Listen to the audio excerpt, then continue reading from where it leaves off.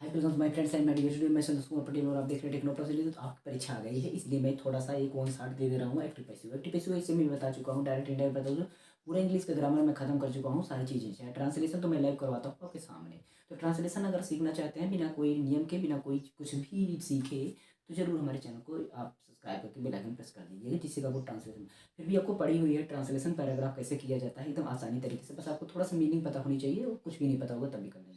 बहुत अच्छे अच्छे रूल से मैंने बताया है, बहुत सारे ट्रांसलेशन मैंने लाइव करा जो कि एग्जाम में आपके 10th और 12th में आता है, वही डायरेक्ट आपकी बुक से मैंने करवाया है।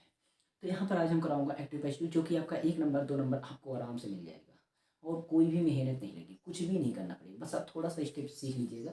यहाँ पर आपको ये जो प्रोनाउंस कुछ हैं इनको आपको समझना है। देखिए सब्जेक्ट आपका ही है। यहाँ देखिए एक बात और समझ लीजिए, जो सब्जेक्ट रहेगा वो ऑब्जेक्ट बन जाएगा और जो ऑब्जेक्ट रहेगा वो सब्जेक्ट बन जाएगा। अभी आखिर सब्जेक्ट और ऑब्जेक्ट क्या बात है, ठीक है। तो आपको ध्यान देना है, इसमें एक कंडीशन आपकी होती है SBO, ये हो जाएगा BOBS, इस तरीके से कन्वर्ट हो जाएगा, ठीक है।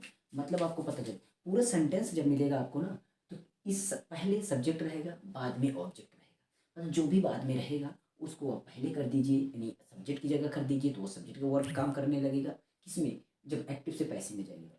और जो सब्जेक्ट था वो आपका ऑब्जेक्ट में काम करेगा। बस यही आपको समझना है। बात को समझ गए?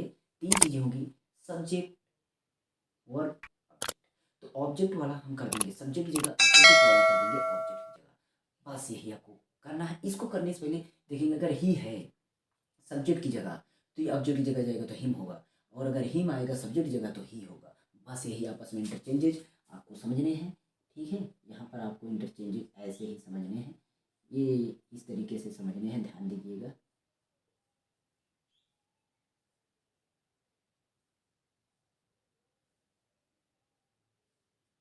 ठीक, आप बात को समझ गए होंगे ना। तो चलिए मैं बताता हूँ, और थोड़ा सा एक टेंस अगर आप पढ़े हैं तो बहुत आसान हो जाएगा। टेंस पढ़े हैं तो एकदम आसान। मेरे चैनल पर टेंस भी पढ़ा हुआ है, मतलब पूरा स्पोकन इंग्लिश पढ़ा चुके हैं और इस इंग्लिश की पूरी ग्रामर खत्म है। इंग्लिश फॉर देखेंगे, इंग्लिश फॉर ऑल एक प्ले लिस्ट है, स्पोकन इंग्लिश फ्री बैच, वो भी देख लेंगे। सारी प्ले लिस्ट आपको देखेंगे, इंग्लिश पढ़ना भी आ जाएगा, लेकिन आपको इंग्लिश पढ़ना थोड़ी है, टाइम कहाँ है। देखिए एक चीज़ और समझिए, जो इसमें आपका प्रेजेंट, सॉरी परफेक्ट कॉन्टिन्यूस, आपका कौन सा टेंस, कितने टेंस होते हैं? इंडिफिनिट होता है, कॉन्टिन्यूस होता है, परफेक्ट होता है, परफेक्ट कॉन्टिन्यूस। तो परफेक्ट कॉन्टिन्यूस का कभी भी किसी में नहीं बनेगा, ध्यान दीजिए। किसी टेंस का आपका परफेक्ट कॉन्टिन्यूस अगर है कोई सेंटेंस तो आपका उसका नहीं बनेगा। तो 3 टेंस तो ऐसे ही कट गए, याद हो गए। 3 टेंस आपका ये कट गया। उसके बाद एक है फ्यूचर में, आपका देखिए फ्यूचर में आपका ना तो कॉन्टिन्यूस का बने ना तो परफेक्ट। परफेक्ट कॉन्टिन्यूस किसी में नहीं बनेगा, बल्कि इसमें कॉन्टिन्यूस का भी नहीं बनेगा फ्यूचर में। तो हो गए कितने हो गए? 3 1 4, मतलब 12 टेंस में 4 टेंस काट देंगे तो 8 ही टेंस का आपको बनना है एक्टिव पैसिव। तो यहाँ पर चलते हैं, बनाते हैं। और थोड़ा सा अगर हम ये जो लिखे हैं इसको मतलब मत समझिएगा कुछ भी। मेरी समझ से ये है कि जो इंडिफिनिट में है ऐसा लगेगा कि वो कंटिन्यूस वाली सहायक क्रिया यूज हो रही है, और जो कॉन्टिन्यूस ऐसा लगेगा कि हमें परफेक्ट वाली यूज हो रही है। जो परफेक्ट वाली है वैसे लगेगा कि हमें परफेक्ट कंटिन्यूस वाली यूज हो रही है, बस वैसे लगेगा लेकिन ऐसा है नहीं। चलिए मैं कोई लेता हूँ। सबसे पहले आप ये बताइए, जो चीज़ हम आपको अगर लें, कोई भी सेंटेंस ले, आप वर्ब से पकड़िएगा। किससे पकड़िएगा? वर्ब से। आप वर्ब से पकड़ेंगे तो आपको पता चलेगा कि ये कितनी कौन से टेंस हैं, कौन से टेंस हैं ये, ठीक है। जैसे मैं लिखता हूँ आई राइट ए लेटर, ठीक है। देखिए इसमें क्या कोई आपको सहायक क्रिया दिख रही है? नहीं दिख रही है। तो आप ये बताइए कैसे समझे कि हम कौन सी चीज़ें इसमें लगाएंगे। एक तो आपको समझना है, जो आगे है ये सब्जेक्ट है, यहाँ ए लेटर ये ऑब्जेक्ट है, ये सब्जेक्ट हो गया, ये ऑब्जेक्ट होगा, बीच में ये बदला वर्ब। तो मैंने इसको क्या बोला? ओ वी यहीं पर रहने दीजिए, ओ और ये जो एस है यहाँ पर चला है, ठीक है। बस यही काम करना है। मतलब आई यहाँ आएगा तो आई बदलेगा मी में, तो यहाँ पर आपका मी होगा ना, पर आपका क्या होगा? मी होगा। और यहाँ पर जो ओ है यहाँ पर आ गया, मतलब ए लेटर जो है यहाँ पर आएगा सब्जेक्ट, तो ये होगा ए लेटर। पहले लिखेंगे तो पहला अक्षर तो पहला कैरेक्टर तो बड़े में होगा।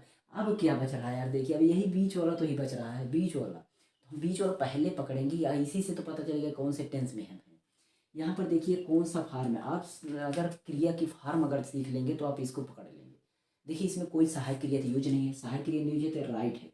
राइट जो कि फर्स्ट फार्म है। कौन सा फार्म है? फर्स्ट फार्म है। और कोई सहायक क्रिया इसके बगल नहीं है। 2 ही टेंस ऐसे होते हैं जिसमें कि सहायक क्रियाएं यूज नहीं रहती हैं। इंडिफिनिट, इंडिफिनिट एक होगी आपका प्रेजेंट और दूसरा होगा आपका पास्ट। ये दोनों आपके जो इंडेफिनिट होंगे इनमें सहायक क्रिया यूजेज नहीं रहेंगी। एक में आपका फर्स्ट फॉर्म, दूसरे में आपका सेकंड फॉर्म, इसलिए इसमें पता नहीं चलेगा। तब आपको समझना है कि कौन सा फॉर्म। ये राइट आपका फर्स्ट फॉर्म है, इसका मतलब प्रेजेंट टेंस है। और प्रेजेंट टेंस में एक वचन, बहुवचन, ये सारी चीज़ समझते हैं।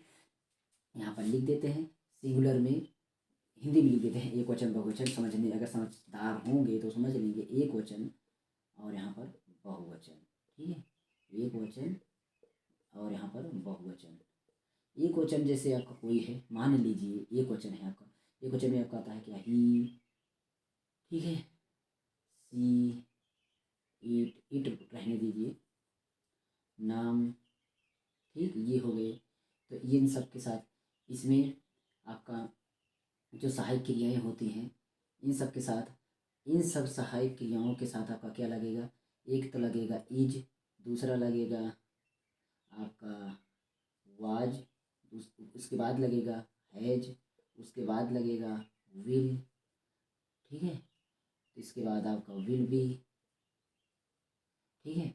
बाकी जो ये सहायक क्रिया होंगी इसी तरीके से अगर हम देखेंगे यहाँ पर, तो इसमें हमारा आपका आई आएगा, यू आएगा, दे आएगा, और आपका आई बी आ गया। इन सब के साथ आपका लगेगा क्या, आपका आर लगेगा, एम लगेगा, और हैव लगेगा, और इधर सेल लगेगा, ठीक है। ये सारी साइकिलें आपको ध्यान में रखना है, बाकी आपको समझ में आ जाएगा, ठीक है। यहाँ पर देखते हैं तो ए लेटर क्या है, एक वचन है, और एक वचन के साथ हमें लगाना है इस टेंस में इज ही, क्योंकि प्रेजेंट टेंस में आपका इज ही। तो यहाँ पर हम लगाएंगे क्या, इज लगाएंगे, क्या लगाएंगे, इज। लेकिन अब ये बात ध्यान रखिए कि हम पहले इसको समझने की ज़रूरत है हमें कि एक वचन है, वो वचन कैसे समझे। तो आप यहाँ से समझ सकते हैं, ए लेटर जो कि आपका एक देखेंगे तो एक लेटर की बात हो रही है, एक वचन की बात हो रही है। तो यहाँ पर अब हम इज लगा देंगे, क्या लगाएंगे, इज। इज लगाने के बाद हमने यहाँ पर एक सूत्र लिखा है कि सबसे पहला नंबर सब्जेक्ट लिखेंगे, हेल्पिंग वर्ब, हेल्पिंग वर्ब आपका हो गया। फिर लिखना है वर्ब की थर्ड फॉर्म, फिर हमें लिखना है वर्ब की थर्ड फॉर्म, राइट का थर्ड फॉर्म, सभी में आपको थर्ड फॉर्म लिखना है। ये आप कन्फर्म रहिएगा कि थर्ड फॉर्म सभी में यूज़ करना है। ही इज रिटेन, उसके बाद लगाना है बाई, यहाँ पर बाई, ऑब्जेक्ट लिखने से पहले बाई लगा, इतना ही काम करना है। बताइए क्या मैंने कोई ज़्यादा प्रॉब्लम की, कुछ भी नहीं करना, अब की बार कर लेंगे आप। देखिए जैसे मान लीजिए आपका सी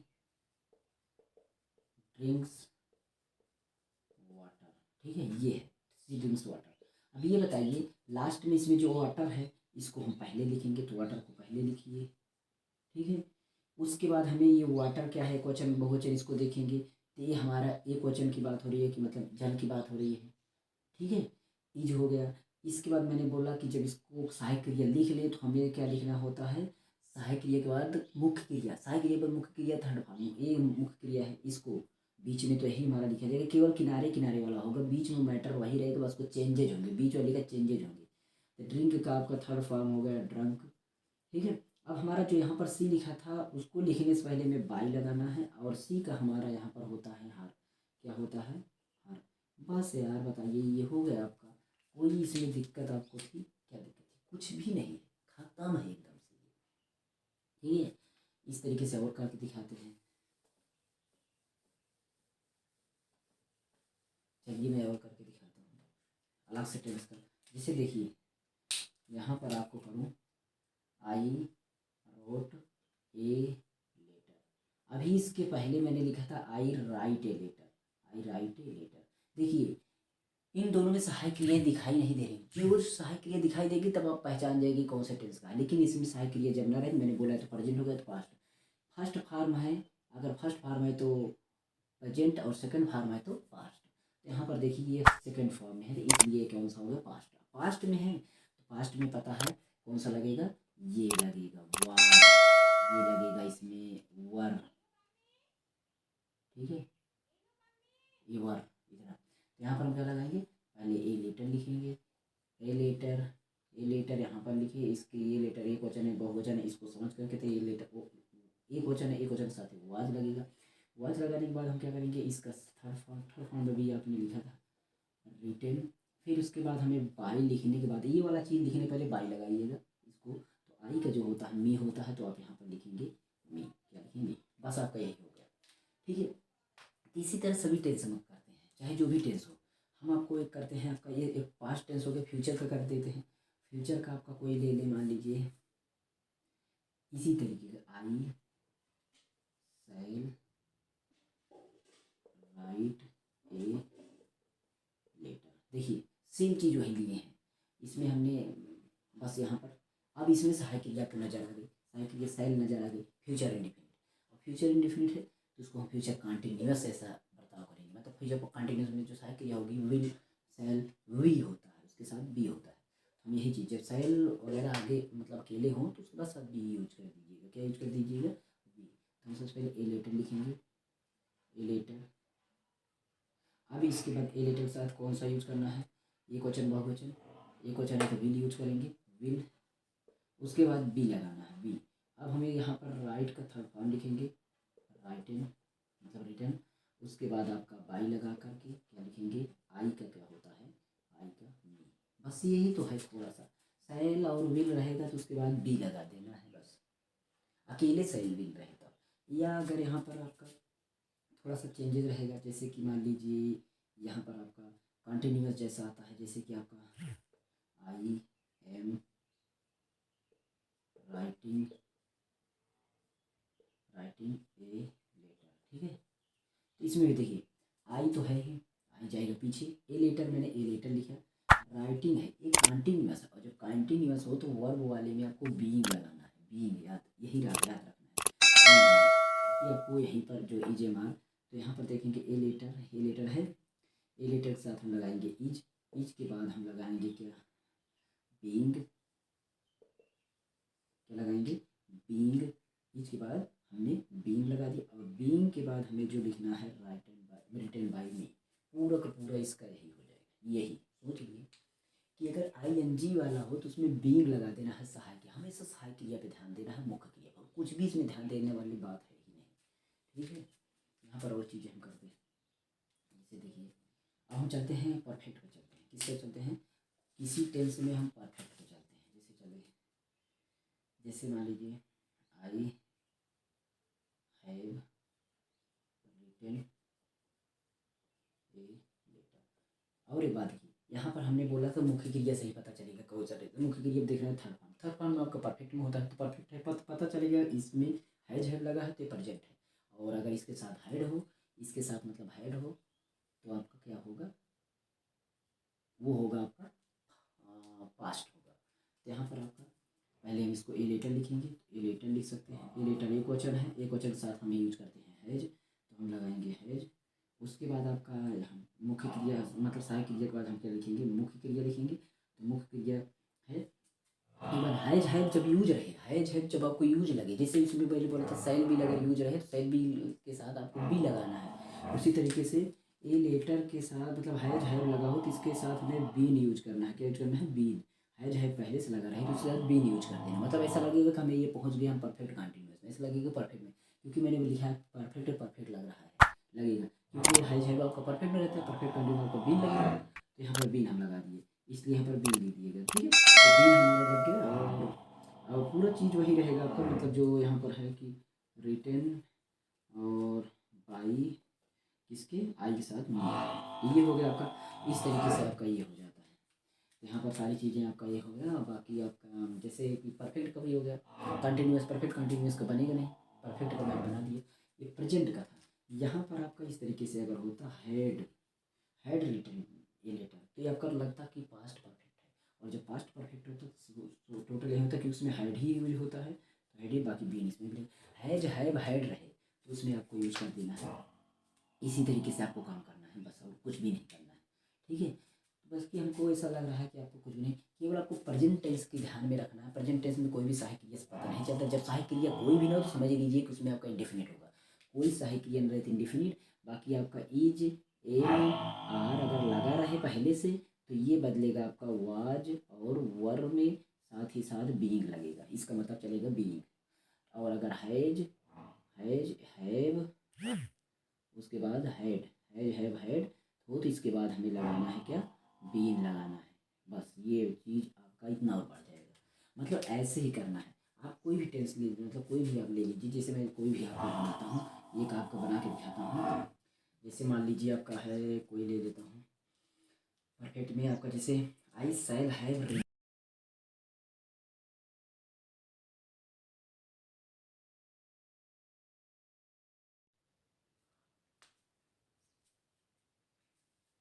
आई shall have written a letter.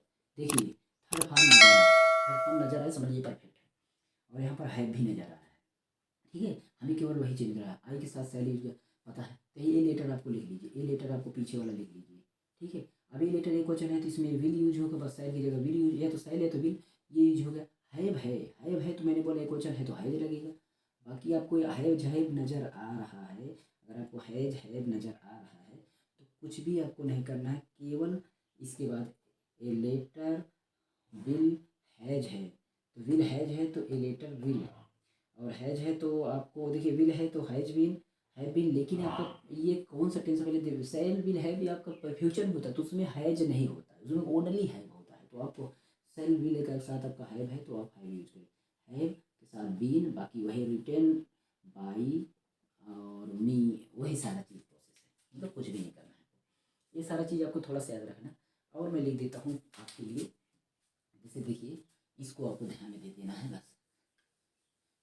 देखिए क्या ध्यान देने वाली बात है, ये इतना आप और ध्यान दे लीजिएगा। देखिए अगर आपका प्रेजेंट है, अगर आपका इज एम और आर पहले से हो, इसको चेंज करिएगा वाज और वर में, ठीक है। साथ ही आपको बीइंग लगाना है, क्या लगाना है, बीइंग लगाना है, ठीक है। ऐसा रहेगा आपको। और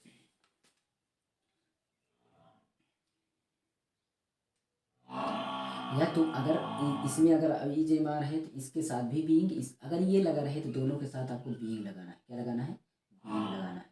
ध्यान दीजिएगा, ये दोनों के साथ बीइंग हो गया, मतलब ये रहेगा तो इसके साथ बीइंग, ये भी रहेगा तो इसके साथ बीइंग। अब अगर मान लीजिए हैज आ गया, हैव आ गया, तो आपको हैज हैव, ठीक है, हैज या हैव के साथ आपको क्या लगाना है, इसमें आपको लगाना है बीन, क्या लगाना है, बीन। ध्यान दीजिएगा इसमें आपको ये आपको करना है। अगर आपको हेड रहेगा तो सेम वही होगा, इसमें आपको हेड के साथ आपको बीन लगाना पड़ेगा, ये हो गया, ठीक है। अब आता है आपको जैसे विल आ गया और शैल आ गया, तो इसके साथ आपको बी लगाना पड़ेगा, मतलब इसके बाद प्लस कर देना है, इसके बाद आपको प्लस कर देना है। विल विल या शैल लिखेंगे ही, इसके साथ आपको बी लगा देना है, ये हो गया, ठीक है। इसके बाद अगर आप मान लीजिए विल हैव या शैल हैव, ये आ रहा है, तो इन दोनों के साथ प्लस आपको बी लगा देना है, बाकी कुछ भी नहीं करना, मतलब ये लिखेंगे इसके साथ बी लगा देंगे और आपका कुछ भी काम नहीं करना है।